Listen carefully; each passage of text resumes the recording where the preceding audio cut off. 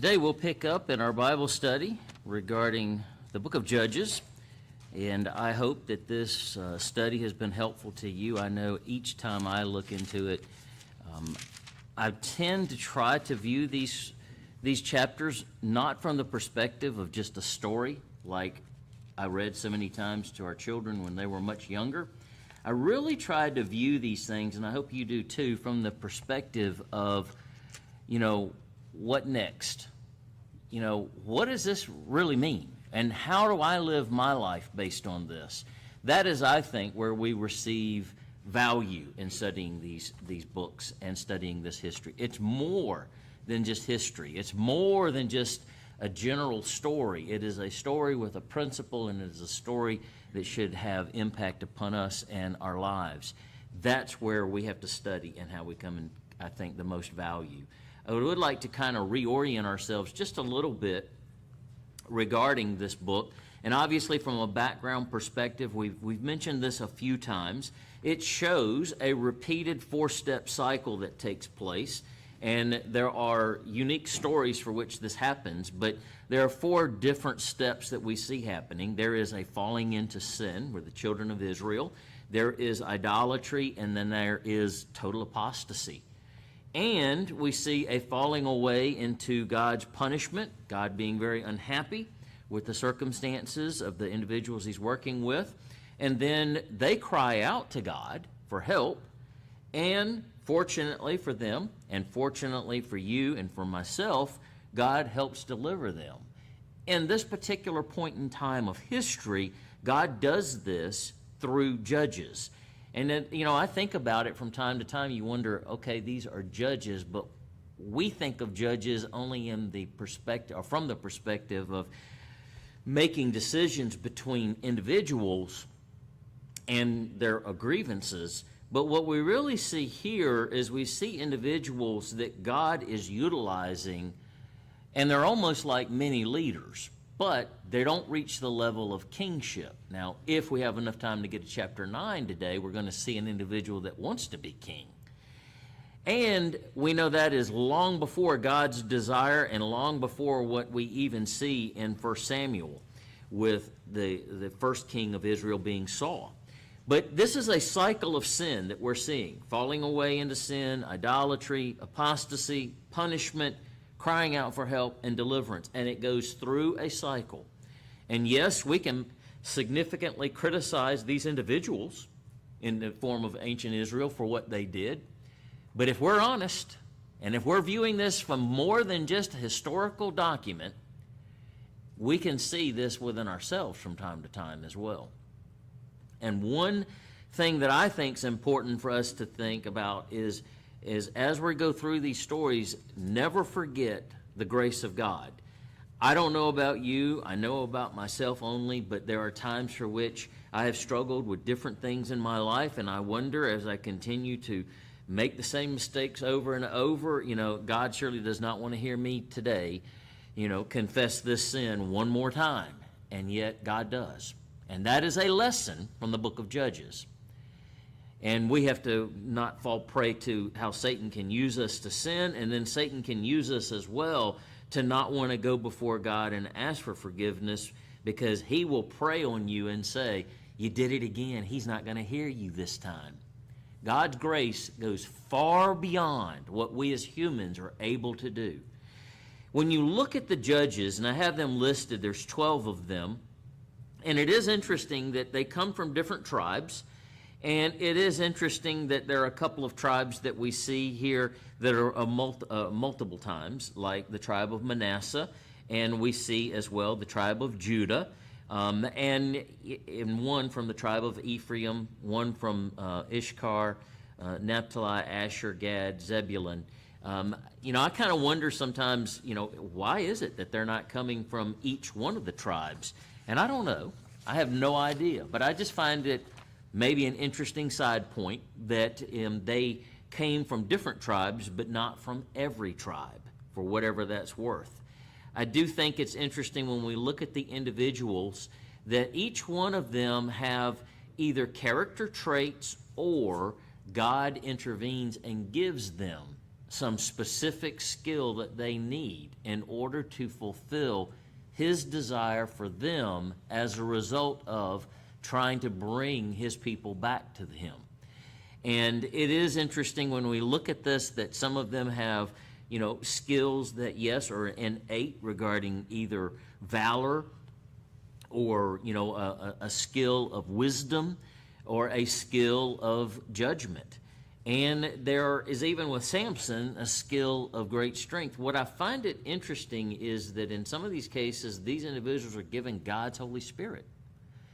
And the Spirit of God comes on them, they act and perform in a certain function. And it's not to say, as many people have speculated, possibly with Samson being famous regarding the strength aspect of it, that, maybe he wasn't just this super, Mr. Atlas all the time. It's just when God needed him to have the great strength, he had the great strength, but he didn't have it all the time. It's not like he was pumping iron, so to speak. It was God utilizing him with the skill he gave him for the purposes he needed. And when you think about that, that's how each one of us also can be individuals as disciples of Jesus Christ and utilized at specific times in history. Even though each one of them, as far as judges, came from different tribes, they were scattered throughout the entirety of the populated land of Israel. And I'm not sure that there's a huge significance in that, but I guess there is one thing you can draw from that, and that thing is that perhaps they all came from different areas because God was in them all as far as the tribes of Israel. And God was working among everyone in every area to try to get all of his people to come back in a totality to him. And maybe that is perhaps one of the lessons as a result of that. Just some unique things there that I find interesting. Now today, we're going to pick up and reorient ourselves. We finished off last time in chapter 6 with Gideon, and with Gideon coming on the scene as the next judge. But today, we're going to pick up perhaps one of the more important aspects of a story with Gideon, and that is the 300 men. I find it a little bit interesting, whether you're a history buff or not, 300 like the 300 with the Greeks and the Spartans, going up against insurmountable odds. Now, we know in the case of that Spartan history, it didn't end too well for King Leonidas in the 300, but when God's on your side, it's a total different outcome. And this story that we're reading today, while it is, yes, a historical story, it has significance, because if you begin, hold your place in Judges, go over to Isaiah chapter 9. Years later, the prophet Isaiah is going to reference this, and he is going to reference this story of Gideon and the Midianites and how they overcome a significant number of individuals with a small number. Sometimes when people think about God and they think of the church, they think of, these mega churches and even some of the larger churches, conglomerations and organizations. It's interesting. God says he has a small flock, or Jesus says he has a small flock. And here we're going to have a story about a small number of individuals. But it is important because if we begin in verse 4 of Isaiah chapter 9, it says, "For you," speaking of the coming God and Jesus Christ as well, "shall break the yoke of their burden and the staff of their shoulders, the rod of their oppressors, as at the battle of Midian," which is what we're going to be reading of today. "For every boot of the booted warrior and the battle tumult and the cloak rolled into blood will be burning for the fuel for the fire." And there's going to be fire in this story that we're going to lead today. But notice Isaiah is going to also introduce Jesus Christ. "For a child will be born to us, a son will be given to us, and the government will rest on his shoulders, and his name will be called Wonderful Counselor, Mighty God, Eternal Father, Prince of Peace, and there will be no end to the increase of his government or his peace." A very much a theme for the fall holy day season. "On the throne of David and over his kingdom, to establish and to uphold it with justice and righteousness, and then or then on and forever, the zeal of the Lord of hosts will accomplish this, without a doubt. The story, as we go back to Judges chapter 7 of Midian, that the prophet Isaiah is going to link to Jesus Christ's return, is in some regards a very unique story that we can link to Jesus Christ's return to this earth as well. Something to think about as we read through the context of what we're looking at. Now, as I said earlier, in this particular one, we're going to talk about the defeat of the Midianites by God through the sword of what is Jehovah or of Gideon. And we're going to also see a significant amount of confusion that God's going to rain down, which is another pattern that God will use as well in other times in Israel's history. So let's begin by looking at chapter 7, and I am going to be reading today from the Beroan Standard Bible one more time regarding this. In verse 1 of chapter 7, it says, "Early in the morning, Jerubbaal," which we know that he was given this name, Gideon was given the name of Jerubbaal as a result of the previous story in chapter 6. And basically it was a standoff between Gideon's father and the individuals who wanted to cause great harm to him, because Gideon had gone and torn down the altar to Baal and as well as the Asherah pole. And we know that Gideon's father said to the people in the town, hey, if Baal is a true God, let him take care of it. And so they left it alone. Of course, nothing happened to Gideon, which brings to mind Elijah, brings to mind his great conquest with the priest of Baal, and made the comment, determine who is God. And so by virtue of this, this was an identifier of who God was. Goes on to say, "And all the men with him camped beside the spring of Harod, and the camp of the Midian was north of them in the valley near the hill of Moreh. Then the Lord said to Gideon, you have too many people for me to deliver Midian into their hands, lest Israel glorify themselves over me, saying, my own hand has saved me. Now therefore proclaim the hearing to the people, whoever is fearful and trembling may turn back and leave Mount Gilead. So 22,000 men turned back, but 10,000 remained." Obviously, simple math, we realize that there were only 32,000 Israelites in this total army, and 22,000, well over half, leave. Verse 4, "Then the Lord said to Gideon, these are still too many. Take them down to the water, and I will sift them." Some translations use the word smelt them. Other translations use the word test. The actual word here, sift, means refine them. "I will refine them for you. If I say to you, this one shall go with you, then he shall go. But if I say this one shall not go with you, he shall not go."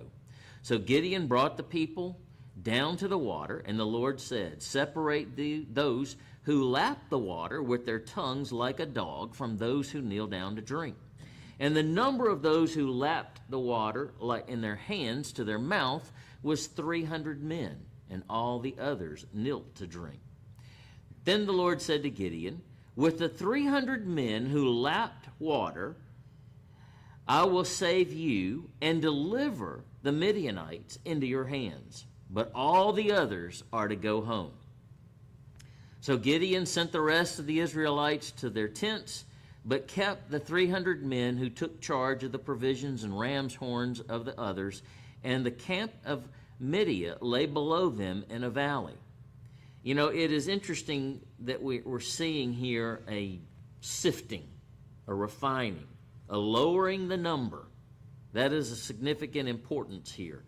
We're going to find out as we read through this, and I just want to pause for the number's sake. There were 135,000 Midianites. Started out with 32,000 Israelites. They were outnumbered about 5 to 1. Then there's more of a sifting down, And as a result of another sifting down, you have 300 men with 135 Midianites. Now they're outnumbered 400 to 1. Think about that in relationship to Jesus Christ talking about counting the cost. And he references a king going to make war. Understand who the king is that's on our side in this case. Verse 9. That night the Lord said to Gideon, "Get up and go down against the camp, for I have delivered them into your hands. And if you are afraid to do so, then go down to the camp with your servant Porah, and listen to what they are saying. Then your hands will be strengthened to attack the camp." So he went with Porah his servant to the outpost where the armed men were guarding the camp. Now the Midianites, the Amalekites, and all the people east had gathered in the valley like a swarm of locusts, and their camels were as countless as the sand of the sea. And the Gideon arrived. A man was telling his friend about a dream. "Behold, I had a dream," he said, "and I saw a loaf of barley bread tumbling into the Midianite camp. It struck the camp so hard that the tent overturned and collapsed." And his friend replied, "This is nothing less than the sword of Gideon, the son of Goshen, the Israelite. God has delivered Midian into the whole camp into his hands." When Gideon heard the dream and its interpretation, he bowed in worship. He turned to the camp of Israel and said, "Get up, for the Lord has delivered the camp of Midian into your hands." And he divided the 300 men into 3 companies and gave each of them a ram's horn in one hand and a large jar on the other containing a torch. "Watch me, do as I do," Gideon said. "And when I come to the outskirts of the camp, do exactly as I do. When I and all who are with me blow the horns, then you are also to blow your horns from all around the camp and shout for the Lord and for Gideon." Gideon and the 100 men with him reached the outskirts of the camp at the beginning of the middle watch, just after the changing of the guard. They blew their horns, broke their jars that were in their hands, and the 300 companies blew the horns and shattered the jars, holding the torches in their left hand and the horns in their right hands. And they shouted, "A sword for the Lord," or Jehovah, "and for Gideon." Each Israelite took his position around the camp, and the entire Midianite army fled, crying out as they ran. And when the 300 ram's horns sounded, the Lord sent all the men in the camp against one another with their swords, and the army fled to Bethsheba towards Zereth, as far as the border of Abel Mechalon near Tabitha. Then the men of Israel were called out from Naphtali, Asher, and all of Manasseh, and they pursued the Midianites. Gideon sent messengers throughout all the hill country of Ephraim, saying, "Come down against the Midianites and seize the waters by the Jordan ahead of them as far as Bethraba." So all the men of Ephraim were called out, and they captured the waters of the Jordan as far as Bethabara. And they also captured Oreb and Zeb, the 2 princes of Midian, and they killed Oreb at the rock of Oreb and Zeb at the winepress of Zeb. And so they pursued the Midianites and brought the heads of Oreb and Zeb to Gideon on the other side of the Jordan. Again, I think that when we look through this story, obviously, it's a fascinating story with many things when we can think through that are not just a historical account. There are references and there are things that should come to our minds as we look through this. And I thought one of the questions I would begin by today is to ask the question of, why do you think God said that the people or the army were too many? What's the significance of that statement? Lest they take the glory for themselves. Exactly. Exactly. Taking the glory for themselves. And, you know, when we think about this battle, I think we're looking at a battle that's, yes, physical, without a doubt, because we know there's a reference to it, as we saw earlier in Isaiah. But we also see something that's very spiritual in nature as well. And I cannot help but see in this another example of sometimes we like to take and fight our own battles as opposed to let God fight them for us. And oftentimes we have a lot of defeat in that regard. And I think when we see this, it's another reminder of what next? What can I learn from this? Let God fight the battles. Let God be the part and not think about how great you are or how much you think you can overcome. Why did God want Gideon to go down to the camp? What do you think was the purpose for that, Steve? I think encouragement. Encouragement. Any other thoughts? Kathy? I think Gideon still is doubting God, because it said God laid out his plan, but he said, if you're still fearful, then go down, and Gideon did.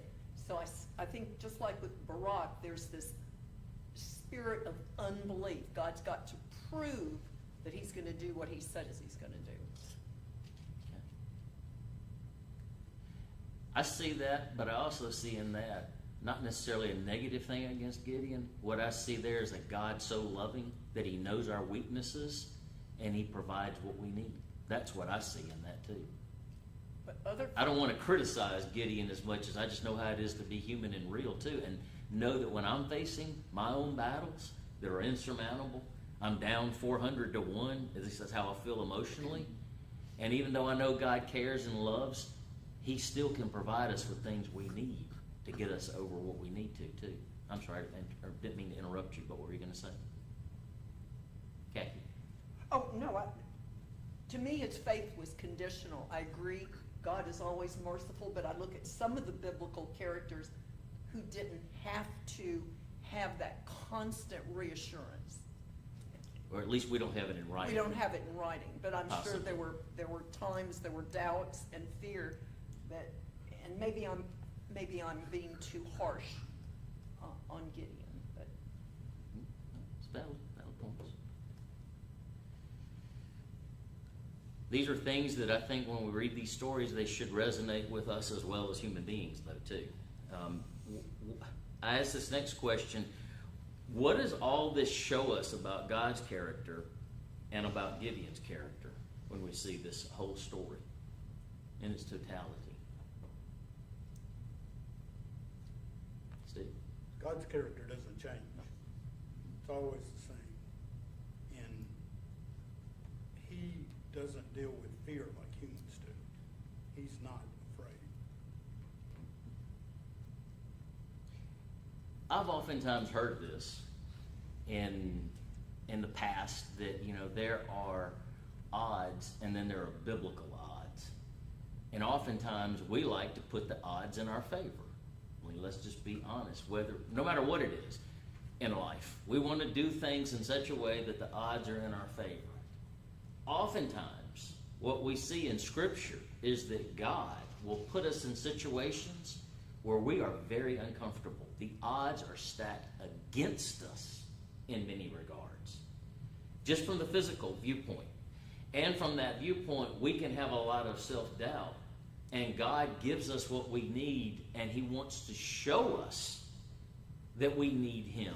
So much so that he puts us in these situations that the odds are stacked against us to deliver us, if we're listening. You know, I guess a case could be made that Israel never really listened as a result of all these things.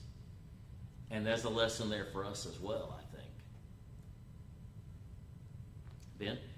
So when he took the soldiers down to the riverbank, my version says to test them. I think yours said to sift them. Mm-hmm. So going on that same thinking of God allowing us to be in situations that, you know, the odds are stacked against us. I wonder why he wanted to sift or test them. Why wouldn't he have wanted to send those that, I'm presuming that the ones that didn't get to go were the weaker ones, okay? And not just physically weak, maybe mentally weak. But was it that it would have been too much for them to bear, or was it a reverse? Was it the people that he sifted out were the ones that he knew could have handled it easily? You see what I'm saying? Yeah. I thought it was like kind of like maybe the people that got down on their knees were the ones that were like bowing down to God. And it was like they're humble, they're on their knees and they're drinking versus the ones who were just scooping it and drinking it like a dog. Because it kind of made that a reference. It said lapping it like a dog. Okay. Beth? I wondered about that too, because they probably would know. You know, we're, at the beginning, they're full force, we are so outnumbered, and that's how it began. And of course, God would know that too. But then, he starts in, even knowing they were already outnumbered, and starts taking, you know, we're gonna take away this, we're gonna take them away. Then he tells them again, well, we're gonna take more away. And so I wonder, coming to your point, if it was about, not only can I win with this number that you have, even though you're outnumbered, but I can shrink this down, way down. And, you know, you can imagine that would be an extra trial or test to me, to feel, okay, I'm already outnumbered, now he's taking more and more and more. To remain faithful in that situation would be hard. Mr. Hogan? Part of that is to show the very power of God. Steve? Yeah, he didn't need any of them. Exactly. In Hezekiah's time, he killed 187,000 men in one night. Beth? Well, and if you know, when you read it, actually, they're standing around the edges of the camp, and the people they're fighting, they turn on each other. That's, you know, God didn't actually have to have them. It caused confusion. I guess my question is, I realize that God didn't need them. He could have done it completely by himself. But what was the difference in the people he did decide to allow go and the people he did not allow go? That's really what my question is. Was the sin, because if you're going with the thinking of, you know, God exposes us to certain situations in our life to build character, experience, things like that. Okay. So were the ones that he took with him, were those ones that needed that experience? Or, so in other words, when you think of a military and you're saying, all right, we're about to go on a mission, let's go through here and handpick, right? You would think, oh, they're handpicking the best ones. What I'm asking is was it a reverse, so that they could go and experience it? Did he take the weakest ones? Do you see what I'm just asking, and I don't know if you can technically answer it. From a position of just physical readiness, who are the ones who were in a posture of readiness? The ones standing or the ones kneeling? Just readiness. Steve? Reminds me of the hymn we Be sing, the standing. not many wise men, Yeah. not the mighty, not the strong. Yeah. No, without a doubt. I mean, I think this is an interesting discussion because to me, this gets to the core of the issue when it really gets down to it. That word, as I said, depending on the translation, some use test, some use smelt, some use sift. This Beroean Standard uses the word sift as well, but it actually means to refine. So God is refining certain individuals. And I can't help but think when I'm looking at this, okay, you got individuals that are, you know, lapping up through their hands and others that are lapping through like a dog. And they use the terminology of the dog. And that almost is from a derogatory standpoint, not from the standpoint of, It just means that they could possibly, the implication is they are less desirable physically. Becky? But in the analogy in the New Testament, when a woman comes to Christ, or the man, but he said, but doesn't even the dog eat the crumbs from the master's table? So was them laughing like a dog even more of a humility standpoint? And they had proven that they weren't going to be picked because they had totally been submissive and humble to God, and the others weren't?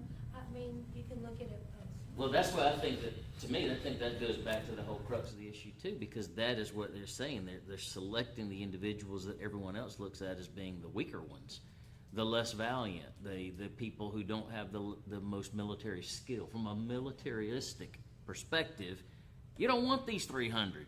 You're going to get overrun. But with God, that's the ones that he wants. When you think about those that he calls out of the world, not many wise men now are called. Is he calling the noble, the wise, what we look at as being the creme de la creme? No. As individuals, they're called, it's the lower ones, the ones that no one else would really look for. I've been reminded of that more and more. Don't we all? Don't we all? And if you ever think you're all that great, just let someone else talk to them about it, and they'll tell you how bad you are. Bill? And just a thought, we're all mulling over verse 5 and 6 here, I think. I certainly am. And as I'm thinking about this, it occurs to me that the people who bowed down upon their knees to drink would have to remove their military armaments in order to do so, thereby exposing themselves to their enemy. They're no longer, as Kaki said, in a state of readiness. But if you are you're still at the water's edge, right? No matter which group, they're still at the water's edge. If you're crouched down, still upon your feet, and reach your hand down to draw water to drink that way, you're still in a position of readiness. You haven't disarmed militarily yet. Mr. Vogel? Bill stole my glory. He did? Okay. The reason why I think there's a little bit to this is because when we take a look at this next question, what's the purpose of the effect of the dream and the interpretation of the dream? I would say to you, when I see that, I'm thinking that God is utilizing one more thing that Gideon as an individual needs. And I'm not criticizing, Kaki, what you're saying about being too critical of Gideon, but the fact of the matter is that we are what we are. We may project that we're this great person of faith and everything, but when things start coming apart, or we're faced with some very difficult things in life, we don't probably have that strength that we think we have in some cases, potentially. And God's still there, and God's still there to give us what we need. And so there's this dream. But with the dream also comes God giving reassurance and comfort, and gives us what we need to push us through no matter what it is that's in front of us. And I can't help but think that God's giving understanding to some individuals that may be looked at militarily as being less than desirable, but there's something that's being given here to individuals that they can see. And it gives comfort. And God gives us what we need sometimes to see and understand. And I can't help but think of this from a prophetic standpoint. We all talk about the future in the book of Revelation and all that kind of stuff. And we all think, well, I'm going to be faithful to the very end. I'm going to do this. I'm going to do that. As they say, when the rockets start flying and the bullets are around your head, you may find out something about yourself that you didn't realize about yourself. And yet there are times in which God gives us what we need. We may not have all knowledge now, but when we need the knowledge, God gives us the knowledge to be able to do what we need to go through. And I see a little bit of that in this story as well. Does this remind you anything historically that would have occurred in Israel's past before? David and Goliath. David and Goliath? Okay. See? Just a pattern that God does small beginnings. Small beginnings. Adam, Noah's family, Abraham, 70 Israelites go to Egypt, small beginnings. What, 120 people at Pentecost? Just very small beginnings. I'm trying to remember, it was rams or goats where they tied the flames to the horns The ram's horns. at night. It brings to mind for me about marching around the walls of Jericho? Jericho. I was gonna say, that's the first thing that comes to my mind too, is Jericho. Because you've got a trumpet blast, you've got shouting, and you've got these jars being broken and sound and whatnot. I think there's a similar function with that. You know, you think about it as well, and Beth mentioned this, the whole concept and idea of, you know, the Midianite camp, they started turning on one another. Confusion and problems. Hold your place right here and go to Deuteronomy chapter 28. God had already told Israel that if they were faithful and true to him, and he makes a comment, he says, "The Lord shall cause your enemies who rise up against you to be defeated before you, and they will come out against you one way and will flee before you 7 ways." You know, I find that very interesting. God is doing exactly what he said he would do. He created confusion in this camp of a 400-to-1 outnumbered army, and God was the one that did this. And of course, as a result of and his comment is, you know, really, you think about it, all you got to do is I'm going to narrow it down to 300 people. You're going to be outnumbered, outgunned. Everything's going to say that physically you can't do this. But I'm the one doing it. Not only that, I'm going to make sure that you see that you're going to get a little encouragement when you need it to go forward, because this is an insurmountable task physically. And in addition to that, if you'll follow my instructions, watch me do my work. If you'll blow the trumpets, if you will break the jars and show the torches, I will do the rest, and I will fight for you. And these individuals who came up against you, now they're all going in different directions. And not only that, they're killing themselves for you without you having to do anything. I mean, this is a story of faith. And if you do certain things, God will reward and God will provide. You think about Jericho. They go up against this big walled city. There is no way that marching around shouting, you're lifting up your voice like a trumpet, could ever make these fortified walls fall. But they do. That's another, I think, important lesson out of all of this. And, you know, when you think about it, they had to take up armament. We're told in Ephesians 6 to put on the armor of God. It's a spiritual war we're fighting. I submit to you that what we're reading is, yes, a physical war, but it's also a spiritual war of God inflicting war against others that served other gods. And he's trying to get his people back and showing how great he is. I think there's an element, somebody said this a few minutes ago, that, you know, it's the same God that did that at Jericho that's doing this here. And he's impressing on their minds, if they understood their history, I'm the same God. And think about this. When Abraham took off after Lot and the kings that had taken Lot, his army was how many men? Abraham, 318. We got 300 right here. How could an army of 318 men with Abraham go and do what they did to release Lot and bring him back?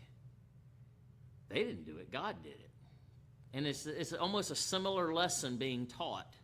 Again, I think here that, you know, if you do what I say, I will work this out for you. And I'm the same God that worked through Abraham. You know, Moses was obviously someone of great importance to them. And even when you think about it, Joshua and the conquest of the land that was before the times of these individuals, it's the same God. And I think that's what he's trying to show them, is that if you will do this, the same God who delivered all these other individuals against insurmountable odds, that's who I am, and I'm here. I think that's a lesson that sometimes people get all wrapped around just the story, but what is the story telling us? I hope that is encouraging. Steve? Reminds me of the story when Elisha prayed for God to let his servant see the army around him. And the only place I know of in the Bible, people got to see what was behind all that. Yep. See things that no one else can see. Any other thoughts or comments that anyone has? Bill? Well, I almost hate to mention this because I might go down a rabbit hole with it, and I don't intend to, but it's just a one-off comment I'm going to make, and we'll let it go at that. But this number 300, we have an entity right now at the end of this age known as the Committee of 300. Now, in this story right here in Judges 7, God is using 300 Israelites to do his will, to bring his enemies into subjection under him with this Committee of 300. And Satan right now at the end of this age is essentially repeating this by using a Committee of 300 global elitists to bring this world into his subjection as well. So there's a parallel there you could draw, arguably. We know Satan is a great counterfeiter. There's no doubt about that. But we know it won't work in the end. So we don't need to be fearful of that. Exactly. I will tell you that straight up. Exactly. But it is interesting that there's so many parallels, and you can get, my term again, wrapped around the axle about numbers and all that. Now I'm always hesitant because people tend to make more out of numbers than really need to be in some cases. But in other cases, there is interesting similarities too. Okay? Let's go on to chapter 8. Chapter 8 is interesting as well. This is going to take us down a path that's going to be something a little different as well. We're going to see that out of this great battle and this great opportunity of victory, we also have, believe it or not, God's own people will mess up a situation for which victory is given, and they'll still get into arguments and quarrels. It kind of reminds me of all the churches and how there's always got to be individuals that break off into arguments continually. There is going to be the continued pursuit as well as the killing of the king. Gideon is going to actually refuse kingship. The idea is going to come from the midst to make him the king, and then he's going to turn that down, but then we're also going to see that there's going to be a summary of his life that's going to lead to another set of problems. So I'll begin in verse 1 of chapter 8. It says, "Then the men of Ephraim said to Gideon, 'Why have you done this to us? And why did you fail to call us when you went up to fight against Midian?' And they contended with him violently." Because as you recall, they didn't come in the past when he called them. But now that everything's going in their favor, now they're mad because they weren't a part of the victory, so to speak. But Gideon answered and said, "Now what have I accomplished compared to you? Are not the gleanings of Ephraim better than the grape harvest of Abiezr? God has delivered Orban and Zeb, the two princes of Midian, into your hands. What was I able to compare to you?" When he had said this, the anger against him subsided. Then Gideon and his 300 men came to the Jordan and crossed it, exhausted, yet still in pursuit. So Gideon said to the men of Succoth, "Please give my troops some bread, for they are exhausted, for I am pursuing Zeboth and Zalmunna, the kings of Midian." But the leaders of Succoth asked, "Are the hands of Zeboth and Zalmunna already in your possession, that we should give bread to your army?" "Very well," Gideon replied. When the Lord has delivered Zeboth and Zalmunna into my hands, I will tear your flesh with thorns and briars of the wilderness." To your point earlier, Kaki, I think we're seeing someone with resolve now. He's going forward. He's already saying in advance, they're going to be in my hands. Goes on to say in verse 8, from there, he went up to Penuel and asked same of them, but the men of Penuel gave the same response as the men of Succoth. Gideon told the men of Penuel, when I return in triumph, I will tear down this tower. Now Zeboth and Zalem were in Korkar with an army of about 15,000 men, all that were left of the armies of the people of the east. Of 125,000 swordsmen had already fallen. So that's where we get the 135,000 to begin with. You got 120,000 that have died, and now there's 15,000 men that are left. And Gideon went by the way of the caravan route east of Nobath, and he attacked their army and taking them by surprise. And when Zeboth and Zalmon fled, Gideon pursued and captured the 2 kings of Midian, routing their entire army. After this, Gideon, the son of Joash, returned from the battle along the ascents of Heron. There he captured the young men of Succoth and interrogated him, and the young man wrote down for him the names of the 77 leaders and elders of Succoth. And Gideon went to the men of Succoth and said, here are Zeboth and Zalem, about whom you taunted me, saying, are the hands of Zeboth and Zalem already in your possession, that we should give bread to your weary men? Then he took the elders of the city, and using the thorns and briars of the wilderness, he disciplined the men of Succoth. He also pulled down the tower of Penuel and killed the men of that city. Next, Gideon asked Zeboth and Zalem, what kind of men did you kill at Tobar? Men like you, they answered, each one resembling the son of a king. These were my brothers, Gideon replied, the sons of my mother. As surely as the Lord lives, if you had left them up to be alive, I would not kill you. So he said to Jeroth his firstborn, get up and kill them. But the young man did not draw his sword, for he was fearful because he was still a youth. Then Zeboth and Zalem said, get up and kill us yourself. For as the man is, so is his strength. So Gideon got up and killed Zeboth and Zalem, and he took the crescent ornaments from their necks of their camels. Then the Israelites said to Gideon, rule over us, you and your sons and grandsons, for you have saved us from the hand of Midian. But Gideon replied, I will not rule over you, nor will my son, for the Lord shall rule over you.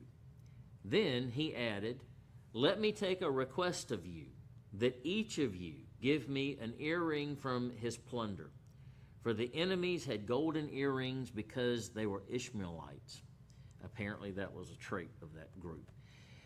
Verse 25, and we will give them gladly, they replied. So they spread out a garment, and each man threw an earring from his plunder into it. The weight of the gold earrings he had requested was 1,700 shekels, in addition to the crescent ornaments and the pendants and the purple garments of the kings of Midian and the chains from the necks of their camels. From all this, Gideon made an ephod, which he placed in Ophrah, his hometown. But soon all Israel prostituted themselves by worshiping it there. And it became a snare to Gideon and his household. Verse 18, in this way Midian was subdued before the Israelites and did not raise its head again. So the land had rest for 40 years in the days of Gideon. And he goes on to list his name again, Jerubbaal, returned home and settled down. Gideon had 70 sons of his own. Almost like he's trying to set the record that Solomon was trying to break, I guess. Since he had many wives, his concubines who dwelt in Shechem also bore him a son, and he named him Amalek. which is going to become an important character. After Gideon, son of Joash, had died at a ripe old age, he was buried in the tomb of his father Joash in Ophrah.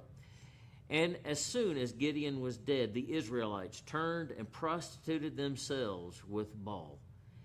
And they set up their gods, and Israel failed to remember the Lord their God, who delivered them out of the hand of all their enemies on every side.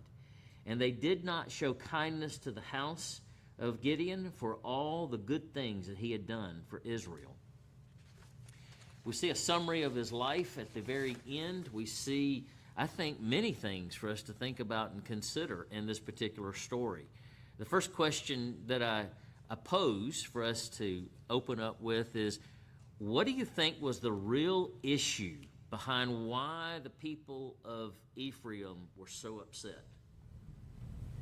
Steve? Jealousy. I think that's a big part of it. Envy. Envy. It is, when we think about it, you hear the individuals talk about today, you have these, all of a sudden people become fans of a sports team because they start winning. They're not real fans, fair weather fans, as is oftentimes called. As long as you're winning, we're a fan. Kind of rings of that, Steve. That's why Auburn fans stand out so much. Well, I realize when you get into sports, you start getting into a lot of areas, but I will tell you, I'm not a huge fan of a lot of different things, but man, you got to be able to separate life from diversions of life, that's for sure. Khaki? Even though Ephraim and some of the other tribal people were not in the initial battle, it appears from my translation, all of them were, once the Midianites were running, fleeing, he said, come on, dudes, let's come on down and help us out. So they did get to participate, but they're just whining because they weren't in the initial fray. Initial fray. Steve? My real thought is they're complaining against God because God's the one that whittled it down to 300 men. They're not mad at Gideon. That is so They're true. once again rejecting God. It was God who decided how many men it was going to be. And Gideon never brought that up. He had a great opportunity to say that to the Ephraimites. It's like, hey, if you're mad, go talk to God about it. But he didn't. He fawned them and Well, that leads to the next question. Did Gideon handle the issue successfully? No. You don't think so? No. Anyone else? What are your thoughts? What are your thoughts around the comments that he makes about beating them with thorns and briars? Kind of that sounds authoritarian to me. Don't provoke me. At this point, to me, as you were reading it, I wasn't reading, I was listening. Now Gideon's agenda has turned from God to his own. He's starting to turn to his own desires, his own comfort, his fleshly desires, not God's agenda anymore. Is there a lesson in there for us? What's next? I keep asking that. What's next? Because that's what you got to think as you're reading this. Okay, yeah, we get the story. We understand what's written, but what does it mean? How do I apply that? That can happen to us. We don't follow God. We can do like they did, just like when Josiah cleaned out the temple, where Solomon did. Since Josiah died, they went right back to what they started off. They going back to what they doing. They falling back to idolatry again. An anointing does not guarantee longevity. True. And all it does is talk about God's goodness. Steve? Success often destroys humans. Yeah. Power corrupts. We think about that, and that's a very true statement in every part of life, and that can happen to you, it can happen to me. We have some successes, and that could be one of the things that we need the most help in overcoming, this success.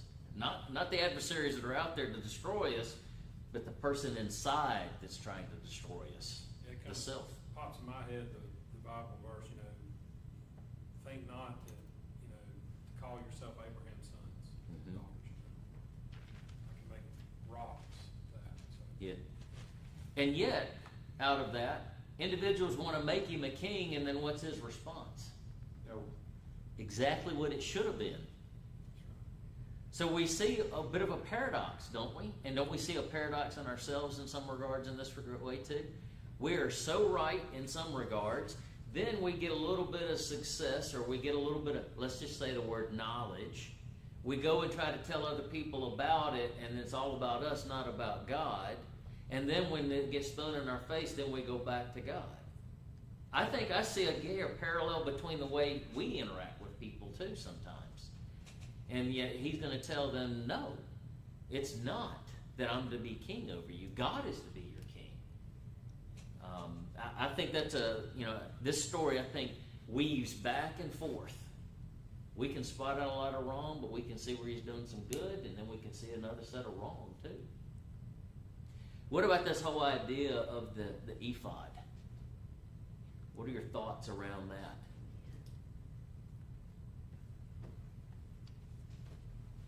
Steve? Once again, Israelites get it right for about 20 minutes at a time. That's the limit. And that's us. And that's us. You know, we can criticize Adam and Eve. We can criticize the Israelites.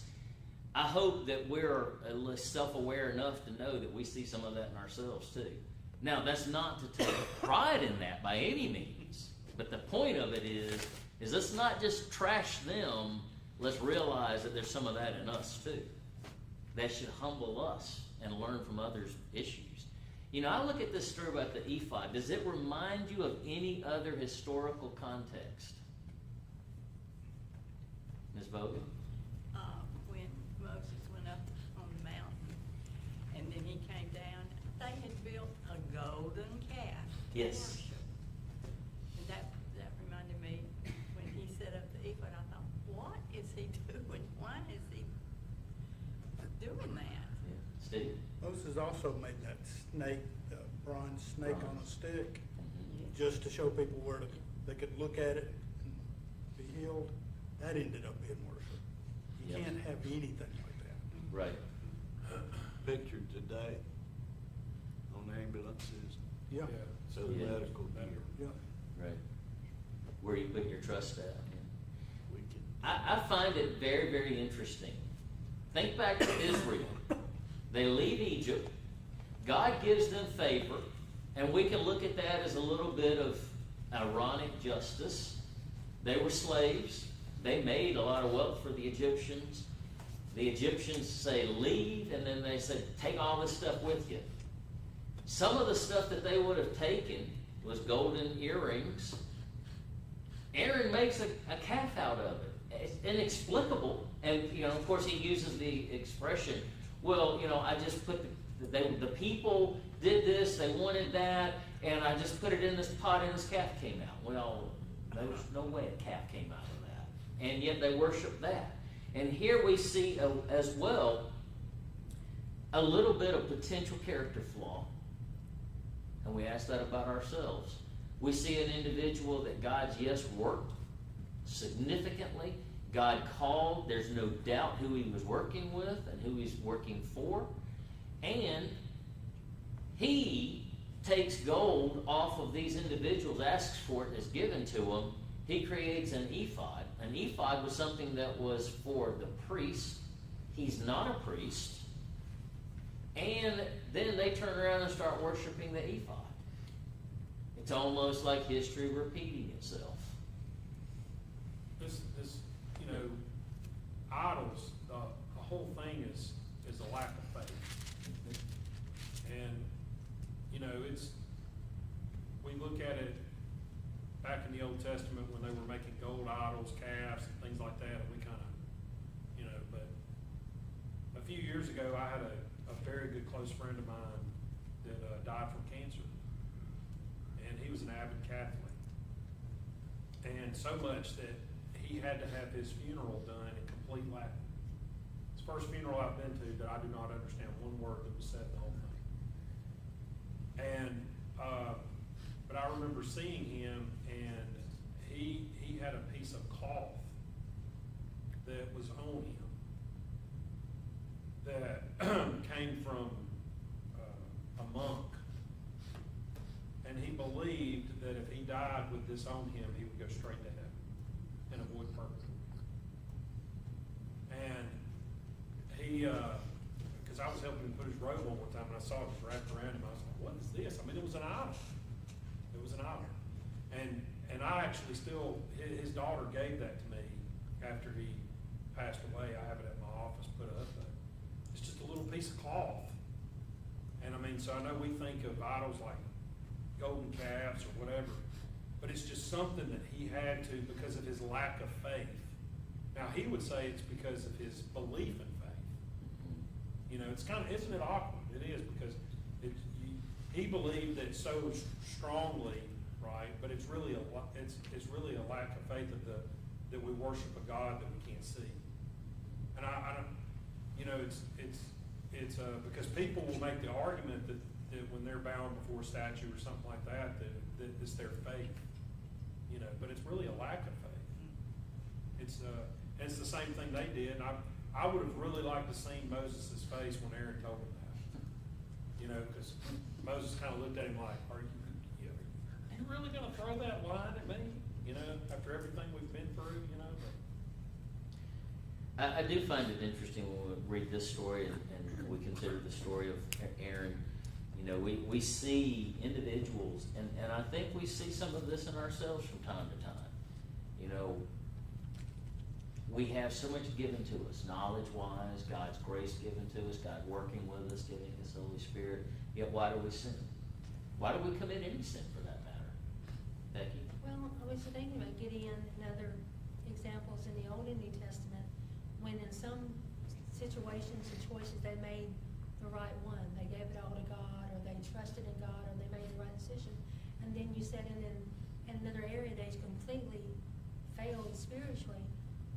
Well, God says those who overcome will inherit all things, and those who endure, He says, overcome. So maybe it's the strongholds that would be the weakening points for people. In other areas, hey, no problem. But over here, there's that stronghold that maybe we continue to wrestle with the rest of our life. That's what we're overcoming, maybe, is the strongholds. Steve? Remember when Elijah killed all the priests of Baal, and then Jezebel got after him, and he ran, and he was just exhausted. I think that's why he was weak. He was physically weak. And you can't, you know, we're made out of clay. We walk around and talk, but you have to recharge. You can be caught in a weak moment. And even in his case, you have someone in a great moment and have a great event occur, and yet so quickly think that this woman's going to kill you when you had a great guy do something like that. And I guess that's the point I'm driving through all of this. We can criticize these people about every little thing that they did, and that's not unjust criticism. The point that I think is important for us is, yes, understand the story, but understand the implications to us.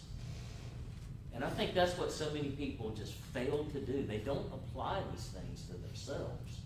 And these stories are here. What does the Apostle Paul say? All these things are written for our admonition. What we're reading right now is what the Apostle Paul would tell the church at Corinth. These things are written for you to learn from. And yet, you know, many churches today don't even look at these examples. And if they do, they want to criticize the individuals listed here, but they don't want to look at themselves in regards to this.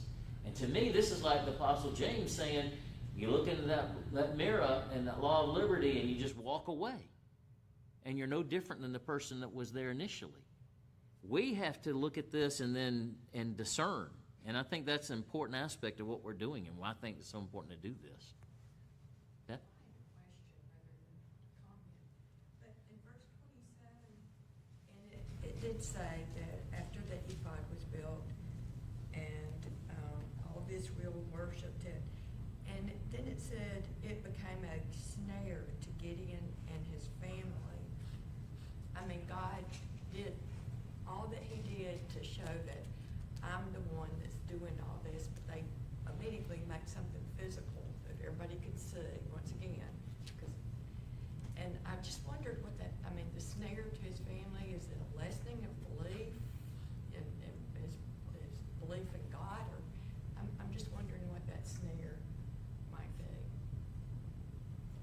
my thought goes to the snare of putting your faith in the wrong things. And it becomes a problem that then perpetuates to the rest of your family. I know his father already been a part of building altars to Baal or Baal, depending on which way you want to pronounce it. I mean, so we know that there's a background of that. And this is someone called out of that and then turns around and does something like this. And it is a head scratcher. But sometimes the decisions we make, God must scratch his head. I've given you all this, I've done all this, and then you turn around and go right back into this unbelief. I mean, but I think that's part of it. That's my opinion. I don't know if anyone else has any other thoughts. Because obviously there is the whole idea of putting your faith in something that is not a God. Whether it is an individual or whether it is an item. And you know, sometimes people put their faith in other individuals. That's making an idol out of that. But here's the other thing that I'll submit to you and to myself. And I've struggled with this to the degree that over the course of time, sometimes I think the biggest objection to overcoming idolatry in our own lives is the self. Putting self-will ahead of God's will. We may not have an altar and bow down to it or have a cloth or anything like that that we can point to, and we may try to put all people in their right places as far as individuals, but what about the self? Putting our will ahead of God's will, then that makes us an idol, which is, I think, is an important part for us to think through.